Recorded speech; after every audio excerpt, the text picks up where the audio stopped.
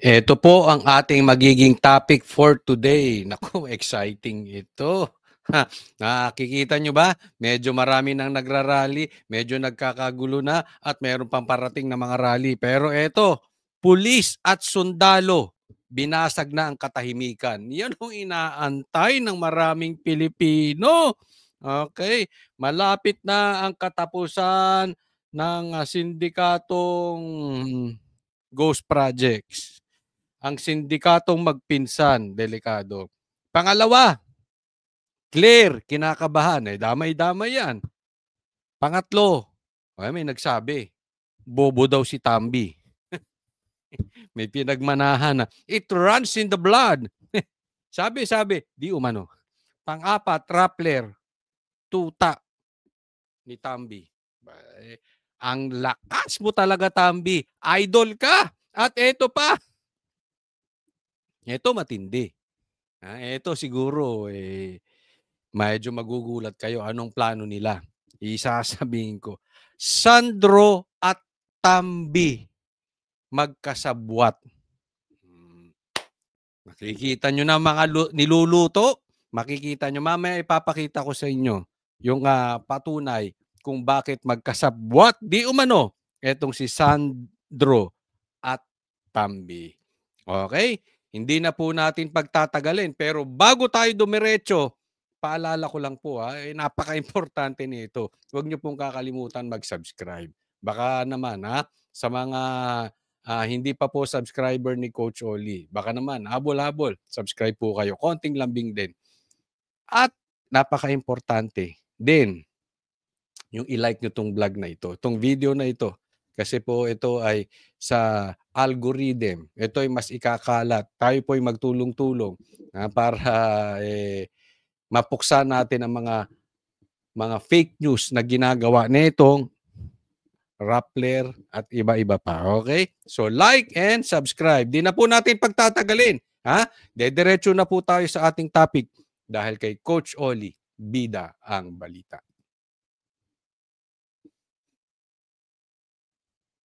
Ito, pag-usapan natin yung uniform men natin, galit na. Ito yung sinasabi ni PRRD noon Hanggat hindi po gagalaw mga sundalo at mga pulis, walang mangyayari.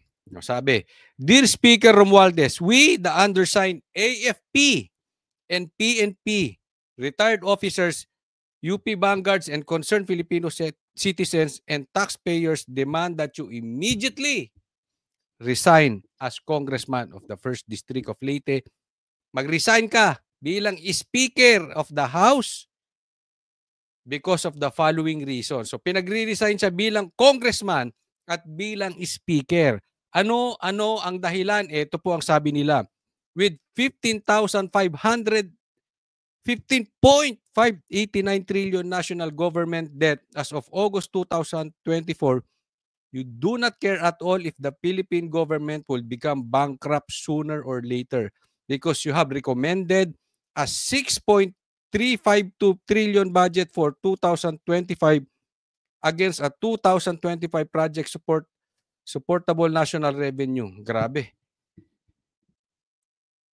Wala siyang pakialam. Obviously, sama rin yan. Wala siyang pakialam kung magkautang-utang tayo. According sa mga PNP at AFP, mga kapulisan, mga sundalo, kahit na po magkautang-utang tayo, kahit na masaid na po ang dugo natin, kahit maubos ang pera ng taong bayan, wala siyang pakay. Kasi nakapagsubi na yan. Diba? Kung susundan natin itong sinabi ng mga pulis natin, talagang matindi talaga ito. Pangalawa, you squandered 26.7 billion from the AKAP of DSWD on fake people's initiative to unnecessarily change the Philippine Constitution. Yung PI na yan. Yan, eto mismo, kausap ng Banateros, kami palang tatlo sa Banateros, kausap namin si PRRD. Galit siya dyan sa lintik na PI na yan. Sobrang galit siya dyan. Alam niya, merong plano. Dahil ito si Tambi, hindi kayang manalo as president. Hindi niya kayang manalo ng patas. 'Di ba? Ayaw niya ng kalaban. Kaya pinilit niya yang PI na yan. Nagbibigay ng pera. Anong nangyari? Pera pa ng taong bayan. Ang ginagamit ay akap. Pangatlo, you failed to safeguard our taxes against corruption that eats about 20% of our annual budget. Briefly, the 2025 national budget would be less than the 2024 national budget if there were no corruption in the government. Alam nyo, itong corruption na yan, talaga pong iyan ay ang pinakamalaking problema ng bansang Pilipinas. Kasi kung tutuusin, may pera tayo eh. Ang laki ng nakukurap nila. Could you just imagine kung hindi nakukurap ang pera natin? Yung mga ibang namatay, posibleng buhay pa ngayon. Yung ibang walang trabaho, may trabaho ngayon. Yung mga naghihirap na Pilipino, mayaman ngayon. Bakit? We have the money. May pera tayo. Kaya lang inuubos ng mga lintik ng mga politiko. Isa na po ito. Di umano, according sa mga pulis at sundalo, itong si Tambaluslos. O, eto pa. Aside from a report of your multi-million-dollar donation to Harvard University, there are reports of your alleged buying spree here and abroad, including a 20% ownership of EEI costing 1.25 billion. Nakakapag-donate pa. Under your leadership in the House of Representatives, you have been spending the taxpayers' money. Based on the foregoing observations, we want you out of the House. Yan. Ito importante. Please kindly share and pass on para malaman ng taong bayan at ng buong sambayan ng Pilipino. Ito na po. Ito ang sinasabi natin. Kanina lang may malakihang rally. Tapos bukas daw at mamaya ay magkakaroon ng malakihang rally. Sunod-sunod na po ito. Ha? Hindi na to maaawat. At pati pulis at sundalo sumusuporta na pinagre-resign ka na, Tambi. Mahiya ka naman sa balat mo. Yung iba, bahid lang ng korupsyon. Kahit maliit lang. Nagre-resign. Yung iba nga nag-suicide eh. Hindi ko sinasabi mag-suicide ka kasi hindi ko sinusuportahan yung ganong klaseng aksyon. Pero ang suportado natin, mag-resign ka, animal. Lumayas ka na dyan. Wala ka ba talagang kahihiyan? Hindi ka ba napalaki ng mga magulang mo? Pambira namang buhay ito. Hindi ka napalaki ng maayos? Paano kayo yumaman ng ganyan? Wala kang manners. Mag-resign ka na. Pero kung gusto mong linisin ang pangalan mo, alam ka kay Bongbong Marcos. Magsalita ka na rin. Kasi inuunahan ka. Ay, sinasabi ko sa iyo. At posibleng alam mo rin. Pero sasabihin ko ngayon para malaman na ng taong bayan. Nilalaglag ka na ng pinsa mong si Bongbong Marcos. Sa katunayan, pinapatanggal ka ng speaker. At alam namin, alam mo yun. Ikaw, mananahimik ka pa rin ba? Unahan ng laban ngayon. Ang laban ng Marcos, tatandaan mo, unahan at plastikan. Kunwari, kakampi mo sila pero hindi. Ginawa nyo kay Sara yan eh. At hindi ka bobo. Alam kong alam mo yun. So kailangan kumilos ka na. Pero mga kababayan, i-share nyo po itong ano na to itong pagpanawagan ng mga pulis. Mag-igay na po tayo. Pati kayo mga OFW. Alam nyo, marami nang nagrarally. Kahit po makapag-rally kayo o hindi kayo makapag-rally kasi kayo OFW, yung iba naman may trabaho. Mayroon tayong magagawa para sa bansang ito. Let's do our part. Kung hindi ka makapag-rally, mag-post ka na mag-post sa social media.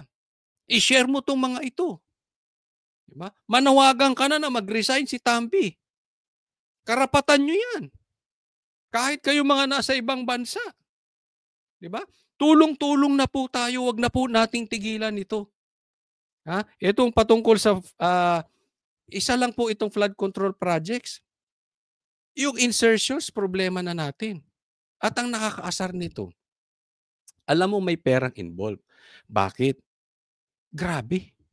Nakasambulat na sa pagbumuka ng mga congressman si Tambi at si Saldi magkasabwat at may korupsyong nagaganap, di umano. Pero pinagtatanggol pa rin. You know that there is money involved. Ang hirap tibagin. Pansinin nyo, ngayon lang nangyari sa balat ng Pilipinas, sa history ng Pilipinas, na ganyang kahirap tanggalin ang isang may anomalyang ganyang kalaki. Parehas record yun. Anomalyang napakalaking korupsyon, tapos napakahirap tanggalin. Napakahirap. Ang dami pang nagtatanggol. Even the Senate President. Ngayon, pati si Lacson. Di ba? Oh, ang hirap. Ang lakas, di ba? Magtataka ka na lang. Ano ang totoo na kukuha nyo kay Tambi? Ako alam ko. Ako alam kong alam nyo rin. Next topic po tayo. Mamaya po, pag-usapan natin yung sabwatan ni Sandro at ni Tambi. Pati yung fake news ng Rappler. Pero bago yan, huwag pong kalimutan, mag-like and subscribe. Dito muna tayo kay Claire. No, kinakabahan na si Claire. Sabi niya, government wants no Indonesia. Like protest against flood projects, Palas. So ang ibig sabihin ni Claire, ayaw ng palasyo, ayaw ng Malacanang, ayaw ni Bangag na mangyari yung nangyayari sa Indonesia pati sa Nepal. Dagdag na natin, mas matindi yung sa Nepal. Yung nangyari sa Indonesia na protesta. Grabe, no? Talagang yung kanilang mga lideratong mga korap talagang pinagsusunog. Anyway, of course, ayaw ng palasyo yan. Alam mo kung bakit? Alam mo kung bakit kayo kinakabahan? Kasi involved kayo dyan. Hindi po pwedeng malinis si Marcos sa flood control. Siya ang alam niya yung insertion eh. Bakit niya pinirmahan? Kaya nga ang problema nasa Congress eh. Hindi mo mapatanggal si Tambi. Ano pinatanggal mo si Chis Escudero? Pambirang buhay ito. Bakit? Kasi magdedire-diretso. Ayaw nilang suportahan si Diskaya. Itong maglolo, itong magtsuhing Soto, instead na mag-focus doon sa mga sinasabi ng Diskaya, kinukontra pa. Bakit? Kasi isusunod ang Malacanang. Ano kayo? Hawak din kayo ni Tambi? Kaya ayaw to ng Malacanang yung nangyari sa Indonesia? Ayaw. Kasi involved sila dyan. Yung galit ng tao, nakikita nyo yung rally, kadamay po sila dyan.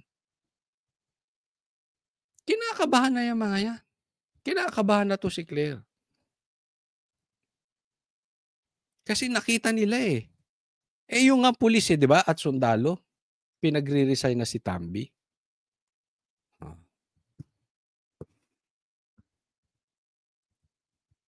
So, magsusunod-sunod na yan. Si Chanco nagsalita, ito si Kiko Barsaga, may dagdag pa.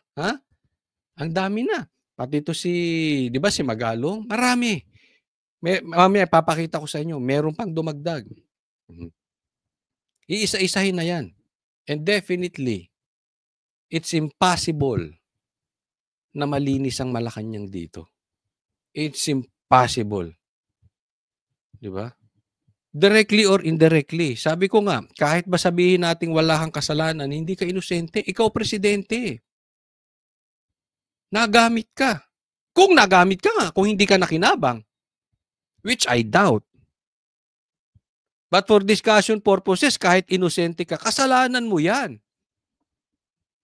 Tanga ka ba't mo pinirmahan? Simple lang yun eh. Alam mong mali eh, kinonsinti mo. Akala nyo malulusutan nyo. Wala kayong magawa sa bagyo eh. Wala kayong magawa sa baha. Alam nyo hindi kayo makakalusot, kaya nagtuturoan kayo ngayon. Kaya ngayon, kinakabahan. Yan ang totoong dahilan niyan. Di ba? Next topic po. Eto naman. Si Tambaluslos pala ang presidente natin ngayon. Si Tambi pala. Sabi ko sa inyo, si Tambaluslos ang presidente, hindi si Bongbong Marcos eh. Eto, another post. Bagong-bago, mainit-init pa na post ni Congressman Kiko Barsaga. Oo, BBM Sara Unity Team ako dati. Naku, nalintikan na. Ang dami talagang nabudol. Malay ko ba na si Martin Romualdez ang uupong presidente? Ang ganda ng hashtag. Philippines versus Romualdez. It's about time. Panawagan nyo to. Philippines versus Romualdez. Kung kayo ayaw nyo maubos ang pera ng Pilipinas, i-hashtag nyo yan. Okay? Ito, may another lusot. Ako po, hindi ko po sinuportahan. Paalala lang po para doon sa mga bago nating viewers. Hindi po tayo naninisi. Ako'y nagpapaalala lang po. At i-remind ko po kayo doon sa hindi nakakaalam, hindi po namin sinuportahan si BBM. Ang sinusuportahan namin Duterte, si PRRD. Okay? Nakinig po kami kay PRRD. Anong sabi ni PRRD? Bangag yan. Weak yan. Tanong, tama ba si PRRD? Kayo na sumagot. Bangag nga ba? Weak nga ba? Yan kitang-kita mo bakit si Romualdez ang presidente. Kasi ito, bagong pwedeng magamit ito ng mga nabudol o kaway-kaway sa mga budol. Katuwaan lang po, hindi ko po kayo sinisisi, uulitin ko, nagpapaalala lang. Kasi ang mga excuses ng mga nabudol, hindi naman eh. Ang sinuportahan namin si BP Sara. Yan ang excuse number 1. Excuse number 2. Kasi akala namin continuity. Excuse number 3. Akala namin, ito dagdag. Ito yung dagdag na pwede nyo gawing excuse. Akala namin si BBM ang uupo. Yung pala si Romualdez. Kaya naman, uulitin ko for the end time, hindi ko po sinisisi yung mga nabudol dahil may mga kaibigan din ako nabudol. So I hate to say we told you so. Hindi ko po kayo sisisihin. Nagpapaalala lang. Ano po ang hahanapin natin sa isang kandidato? In preparation for 2028, kaya naubos ang pera natin, nagkamali ang mga kababayan natin sa pagboto. Ang daming nanakaw na pera dahil marami rin tayong kababayang nakamali sa pagboboto. Sino ba dapat ang iboboto? Ang lagi niyong tatandaan, may resibo. Yun na po, doon pa lang tapos na. May ebidensya ng magaling na public servant. Isa-isay natin. Anong unang sabi? Sinuportahan lang namin si BP Sara kaya sinuportahan namin si BBM.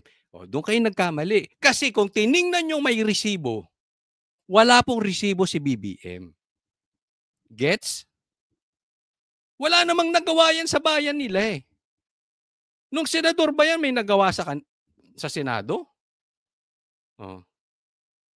Di ba kalat na kalat pa nga?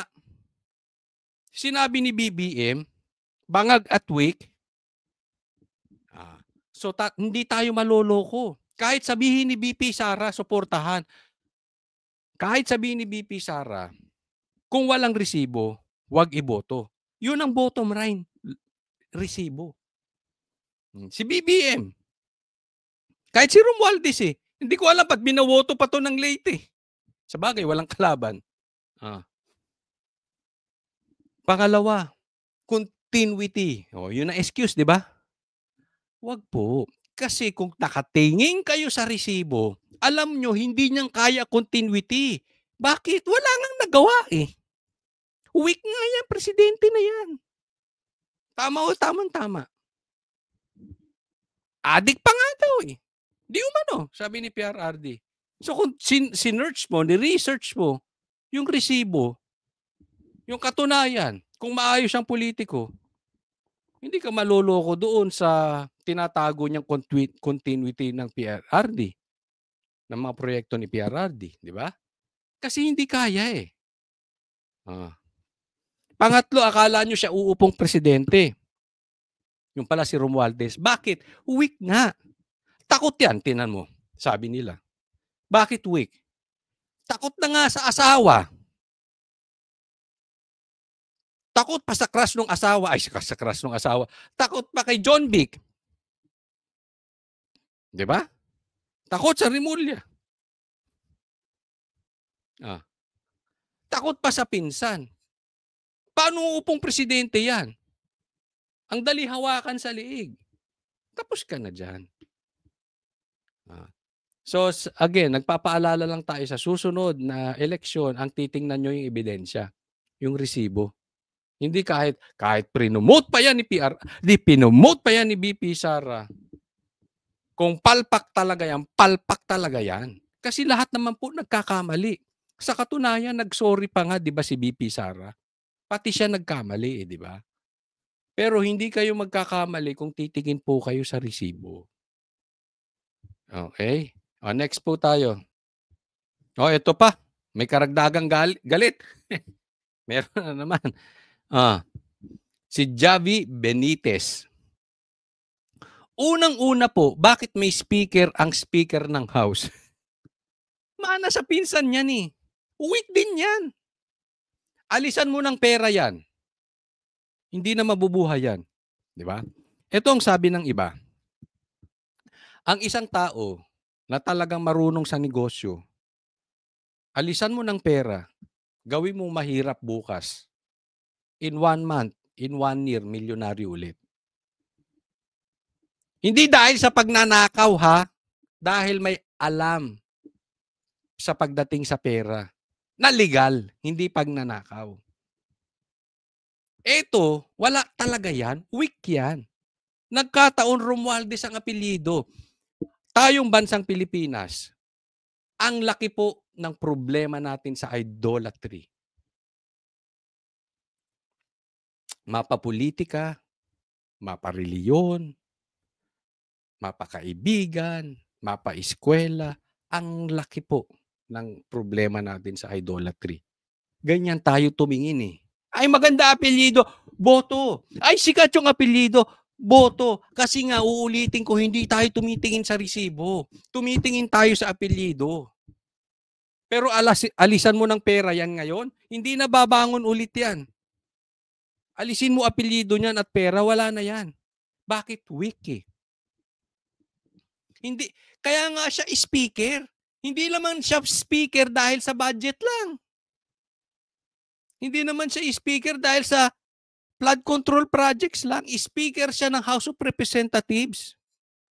Kaya sabi nagtataka, bakit pa may speaker ang House? Bakit may speaker ang speaker ng House? Di ba? Kasi ginawa si Barbers na speaker ng House. Pero sa totoo, hindi siya speaker ng House. Pinalitan niya ito si Abante ni Barbers na speaker ng House. Hindi, sa totoo, hindi po sila speaker ng House. Speaker sila ni Speaker Romualdez. Kaya ang weird, di ba? Bakit? Weak. Marami nga nagsasabi, bobo raw to. Sa mga tanong-tanong nyo sa loob ng mga, kung may kayo makakilalang congressman, tanong-tanong nyo. Hawak lang niya pera kaya maraming sumusunod. Ayun nga ang sabi, eh, 'di ba? Ang pera power 'yan. Susundin 'yan, oh. Kahit yung matatalino, mahahawakan ng bobo, basta may pera. Ganyan na po ang kalakaran sa Pilipinas ngayon. Hindi lang tayo may problema sa idolatry, may problema rin tayo pagdating sa pera, oh. Ang weird, 'di ba? Parehas sila magpinsan, bobo tsaka weak. Diyan pa lang kitang-kita mo na, eh. May kaya ba nitong humarap? Gaya ng pagharap ni PRRD no'n dati, nang walang binabasa? Parehas sila magpinsan, haharap sa media o ang haharaping media isa lang, hindi pa live. Bakit? Controlled environment. Hanggang diyan lang po yang magpinsan na 'yan, sa controlled environment. Pagka yung live na, wala. Yung marami nang nagtatanong na media, wala. Kaya nga kahit controlled environment hindi siya makapagsalita, eh. Kaya kailangan pa niya ng speaker. Ngayon lang nangyari sa history ng Pilipinas na ang speaker ay may speaker pa. Pambihira, 'no? Ang kalokohan niyan, 'no? Next up. Eto ang fake news ng Rappler. Kasi nagbalita ang Rappler na naka-finger daw. Habang kumakanta si Robin Padilla at ininsulto pa ang mga Muslim. Naka-finger daw, naka-dirty finger. Meron bang clean finger? Oh. Sige, naka-dirty finger daw. Eto, nag-apologize ang Rappler. Sabi nila, Rappler deeply apologizes to Senator Robin Padilla and to the Muslim community for posting a video which carried the caption alleging a vulgar hand gesture. Yung ngayon naka-finger, nakaganon daw. Hindi nakaganon. Alam mo problema sa inyo, Rappler? Sa totoo lang. Kasi tuta kayo, di umano ni Tambi. Ang laki ng problema natin sa flood control. Naging tuta na rin kayo ni Marcos. Andiyan ang problema, eh. Ang laki ng korupsyon nangyayari sa bansa. Nakapokus kayo kay Robin Padilla na alam naman natin na maka-Duterte. So yung maka-Duterte, galit ang Rappler. Anong klase kayong media? Magbalita kayo ng tama. Huwag kayong fake news. Oo, nag-apologize kayo. Kaya lang ang problema nyo mauulit-ulit. Bakit? Hindi kayo nakatingin sa balita, eh. Hindi kayo nakatingin sa katunayang nangyayari sa bansa. Bakit hindi nyo ibalita yung nangyayari ng korupsyon sa baha? Pati dirty finger pinansin ninyo. Ano kayo, grade school? Sino pa bang pambira? We are adults here. Meron pa bang nagdi-dirty finger sa mga professional? Meron pa bang nagdi-dirty finger sa matatanda? Para naman kayong ay, dinerty finger niya ako. Eto sa'yo. Pakyo ka. Hindi po ako nagbumura kasi inaano ko lang, kailangan ko ma-express.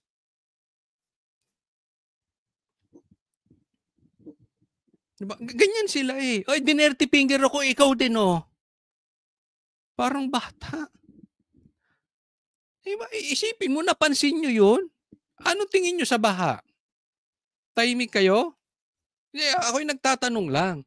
Diba? Hindi ko kasi sinusundan to. Hindi ko alam kung binabalita ba nila yun or hindi. Pero sana doon kayo mag-focus. Hindi na kayo nakaalis sa Duterte, eh. Kaya kita nyo, ang babaw nyo. Media na concern sa dirty finger. Sabaw kayo talaga, Rappler. Sabaw. Sabi niya, we take responsibility for unclear communication in the newsroom that led to the posting of content that was still being verified. The video was immediately taken down. Hindi lang naman yung nagkaroon kayo ng confusion. Uulitin ko. Kasi ang focus ninyo, Duterte. Kung nakita nyo nakaganyan si Bam, ibabalita nyo ba? Hello? Kung nakita nyo nakaganyan si Kiko, mapupuna kaya nyo? So this is not a mistake. Ang mistake, bias kayong media. We would like to assure our Muslim brothers, sa Muslim kayo ngayon natakot. Mawalan kayo ng viewers. And sisters, that there was no intention to put any sector or faith group in a bad light, and that we are strengthening our internal processes to avoid mistakes like this in the future. Ayan, naayusin daw nila yung kanilang internal at yung kanilang mga balita na kailangan nagbe-verify. Hindi. Simple lang naman yan. Huwag niyong politikahin ng Duterte. Patas ang tingin ninyo. Mapa Bam Aquino, mapa Leni, mapa Duterte, mapa BP Sara. Tingnan niyo yung anong balita. Magbalita lang kayo. Hindi kayo magkakamali. Hindi kayo magkakamali ng ganyan. Kasi ang mali dyan ay dahil sa pagiging bias ninyo. Next topic po. Ito po, binalita dito sa Manila Standard. Okay, the point man. Kung sa basketball may point guard, ngayon may point man. Pambira. Okay, ito na po. Pag-usapan natin ang sabwatan, magkasabwat sa pera, sa korupsyon. Sandro Marcos at Tambaluslos, di umano. Pag-usapan natin yan. Ito yung diniscuss dyan sa Manila Times. Si Deputy Secretary Sofonias Ponyong Gabonada ng Kamara ay tinuturing na point man ni Speaker Martin Romualdez. Ano yung point man? Si Stephen Kerry ba yan? Inuugnay siya sa pag-institutionalize at pagpolitika ng mga programang AKAP, AX at TUPAD na umano'y napapabor lamang sa mga kaalyado ng speaker base sa kanilang ipinapakitang katapatan. Yan. Siya na po ang nagdidirect. Ito, i-connect po natin ito kay Sandro. Mamaya, relax lang kayo. Iisa-isahin natin. Si Gabonada, okay? Siya yung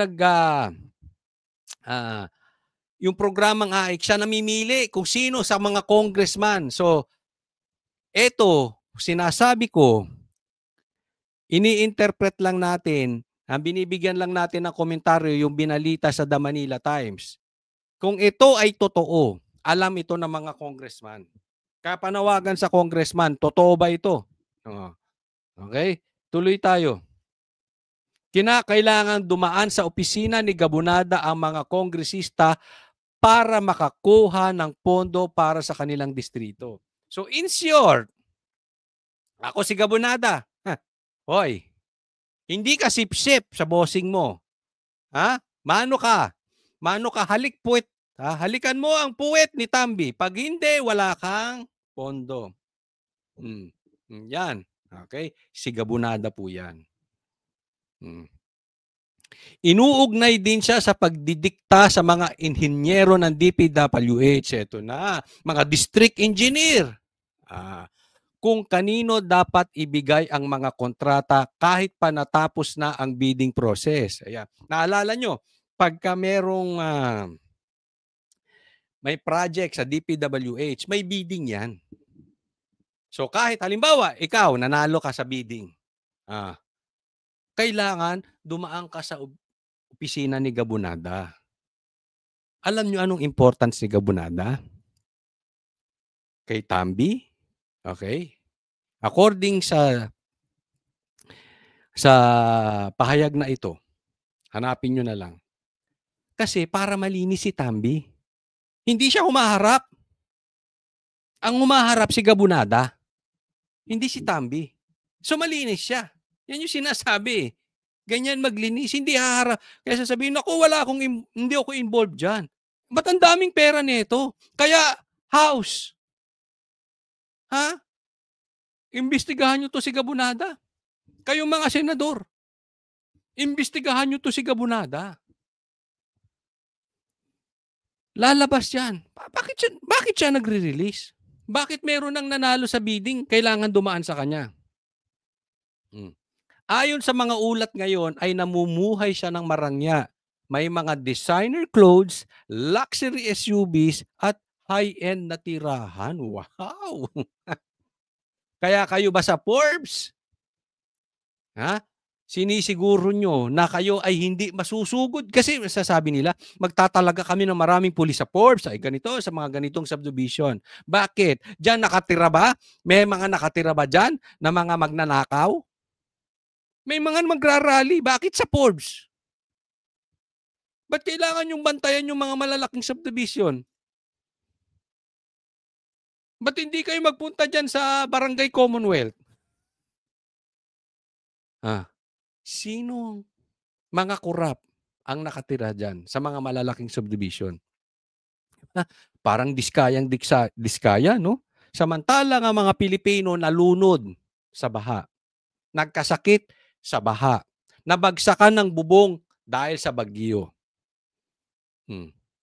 Dahil yung lugar nila, binaha, gumuho ang lupa. Pero sila, naka-luxury SUV at high-end na tirahan. Meron siyang high-end na tirahan, luxury SUV kahit nagsisimula lamang bilang ordinaryong empleyado. Wow. Parang teacher, no? May mga congressman, di ba? Dati teacher lang. Sa tricycle lang. Ngayon, magagarang relo, handbag, artista van, etc. Ganyan ang mga Pilipino. Ituloy po natin. Noong 2023, napaulat na mas mataas ang performance rating ni Gabunada kumpara sa mas matataas na opisyal sa Kamara. Dinoktor yan. Inuugnay siya sa pagbabalik ng dalawang dating opisyal na nasibak. Ito, may dalawa. Attorney Joey Domingo at Teya Uy. Ayan ha. Ito po. Papakita ko po sa inyo itong picture na ito. Teka muna. Wait. Meron akong ipapakitang picture sa inyo. Ito sila.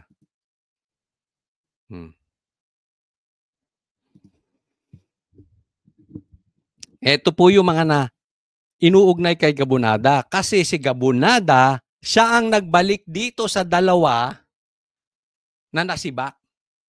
Bakit ibinalik? Tuloy natin.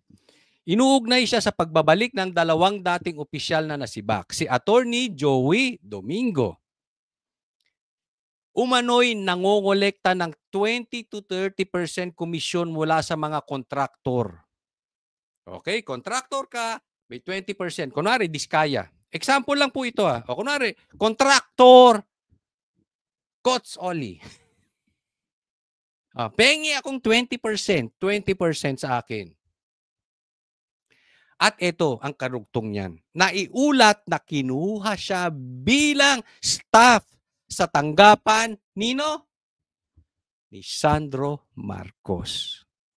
Okay? Sa buhatan na itits. Yung 20-30%, ngari ako si Kong, o kayo si Attorney Domingo. Ito 20-30% sa'yo. Staff ngayon ni Sandro Marcos. Ano meron? According dun sa balita yan, ha? Sa balita po yan. Ini-interpret ko lang ng Manila Times. Punta naman tayo kay Teya Uy para magkamukha sila. Ha?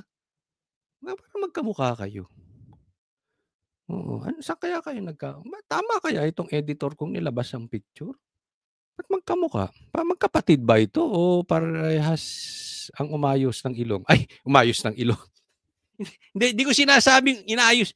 Baka yung ano, nose line, makeup lang, hindi inaayos yung ilong. Hindi nagpaturok ng cheeks, makeup, okay? Hindi po salamat doktor ibig ko sabihin, okay? Tuloy po tayo. Sino to si Tea Uy? Dating assistant secretary din. O si Domingo, dating undersecretary. Tuloy, inakusahan din ng parehong gawain. O, pareha sila. Kalaunay, kinuha rin bilang chief of staff ni Representative Bieda. Asawa naman ang kumuha. Makikita nyo na yung ugnayan. Nakikita nyo na, ha? Yung ugnayan. Ng sabwatan. Diba? Kumukuha ng 20 to 30%, di umano. Kaya ulitin ko, dapat imbestigahan nyo to mga senador. Saan sila kumukuha ng pera? Imbestigahan nyo rin to mga sa House. Kasi yan tinuturo dito, nitong balita, silang dalawa. Tuloy, ang dalawa ay sinasabing namumuhay na ngayon ng bongga. May mga mamahaling gamit, Hermes, Chanel, Dior, at noseline. Uy, pambihira. Hindi kasama yung noseline. Bakit ba mainit ka sa mga nose job?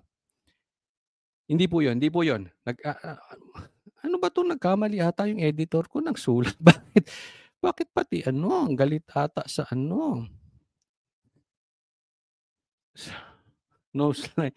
At tirahang milyon ng halaga. Binibigyan diin ng artikulo ang laki ng kapangyarihan at impluensya ni Gabunada na umano'y kayang paikutin pati ang mga desisyon na may kinalaman sa anak ng Pangulo.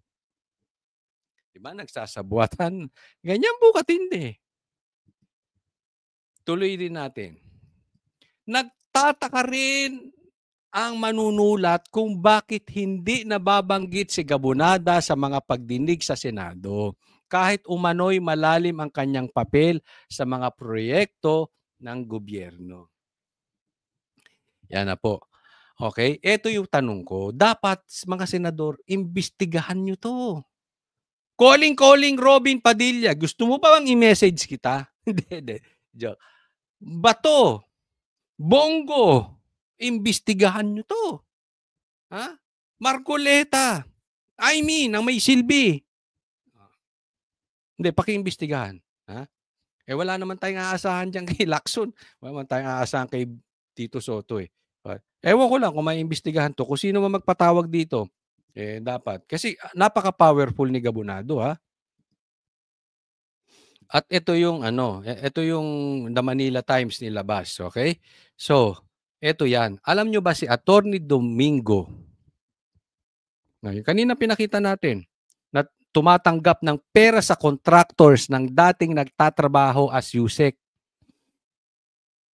Tinanggal na nagtatrabaho ngayon sa opisina, staff ni Sandro Marcos,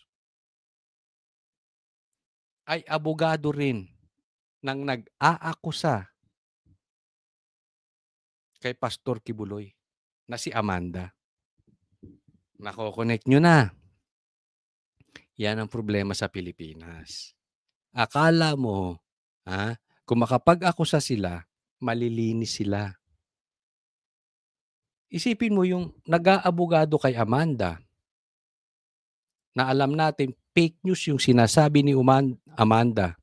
Dahil yan ang sinasabi ng KOJC. Pati yung tanim witness ni Risa Ontiveros. Sinabi, peke lahat ng mga sinabi ni Amanda. At sinong abogado nun? Yung humihingi, di umano ng 20 to 30% sa mga kontraktor. Pagko-connect nyo na. Kaya itong bansa natin, walang mangyari-yari. Dahil pati witness, peke. Investigasyon, peke. Pati ilong, peke. Pati project, peke. Ghost project. Pati bait-baitan, peke. Pati presidente natin, peke. Kasi si Romualdez ang presidente. Puro peke. Pati witness. Tanim witness si Risa Ontiveros de Umano.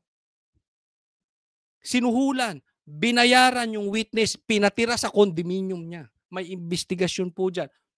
May mga proof pong ilalabas patungkol dyan. Wait lang nyo. Kasi sasampahan ng kaso yan. Ngayon, anong koneksyon? Kaya sinisira nila si pastor. Ha? Dahil alam nila, papalag. Dahil alam nila, higit sa lahat, na hindi nila kayang bayaran, Duterte. Siya po ang pinakamalapit na tao kay PRRD bukod dun sa mga kamag-anak. Kaya po sinisira. Kasi talagang gustong gabain ng Duterte. Nako-connect nyo na. Kaya alam natin, yung mga testigo, peke. Kita mo na, nakita nyo yung lifestyle nila? Hindi po ako nagsabi niyan. Manila Times. Ano mga senador, magpapakainutil kayo? Hindi nyo imbestigahan to? Kayo mga congressman, hindi kayo, ikaw, bago ka, ha? Lacson. Ano ka, display dyan? Patawag mo to. Diba? Kung guilty sila, dapat parusahan. Kung hindi, kailangan pa rin silang imbestigahan.